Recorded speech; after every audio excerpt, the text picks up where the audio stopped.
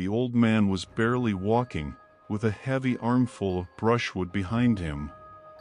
The blizzard whirled the snow, and every now and then it pushed the old man back, so much so that he could barely stand on his feet. My heart was pounding painfully in my chest, shaking all over my body. It was getting harder to breathe, my strength was running out. The old man felt his doom. Death was behind him, holding his sharp scythe in his hands. The bottomless eye socket stared intently at the old man. The inside was glowing scarlet. His mouth, with its crooked teeth, opened and closed with a nasty rasp. She smelled like a swamp and dead meat. "Well, what are you, elder? Why are you all fighting? You know that your end is already near." Death whispered softly in a girlish voice, like a mother singing a lullaby to her baby. "I want to mock you, Mother Death. It's not good for me to just die like that," the old man said jokingly, smiling. "You haven't been a child for a long time. Your hair has been sitting for a long time, but your bones creak, your body does not obey, and you play games. Is that really possible? People can do anything, everything is allowed, as long as they live. Really? Is it also possible to kill children and beat your wife?" Death was surprised. "If it's business, then you can." The old man swore angrily. "I know everything about you, elder. You beat up your wife just like that, but you never loved your children, so you killed them." "Oh, come on, mother. I was beating my wife up for a good cause, because she was wrong. She was raised like that, her parents were wild. And he killed the children, because they were from hell.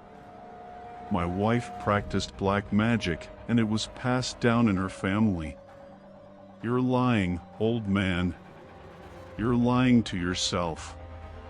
In your drunken delirium, it all seemed to you, so you believed it.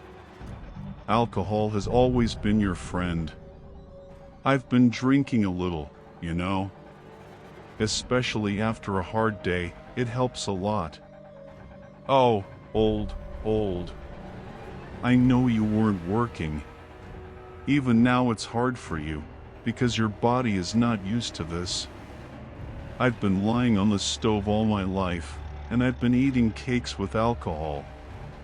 You old fool. You're confusing everything.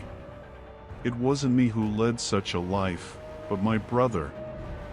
He's a bum who's never seen the light of day. I've worked tirelessly to become someone. Look for yourself, elder, and you will understand that I am not lying." Death passed his cold and black hand over the old man's eyes, and his whole life rushed headlong before his eyes. Here he is lying on the hay, eating freshly cooked chicken with moonshine, grunting and laughing contentedly. Here he is sleeping on the stove, snoring loudly. Here he beats his wife for daring to contradict him. So he kills his 2 sons, he turns the eldest's head off, and then he started butchering, and threw the baby into the oven. The old man got angry, threw an armful of firewood and began waving his arms, yelling loudly. "You're lying, bitch, you're lying. I wasn't like that. You just forgot, elder." He also swore at my memory. "After all, you're trying to live a different life now, but you can't get away from the past." The elder did not hear old Death. Rage filled his ears. Anger filled his fists. He was ready to rage and rage until a tiny voice stopped him. "Father, why are you doing this to us?" He turned at the sound of the voice and saw his sons.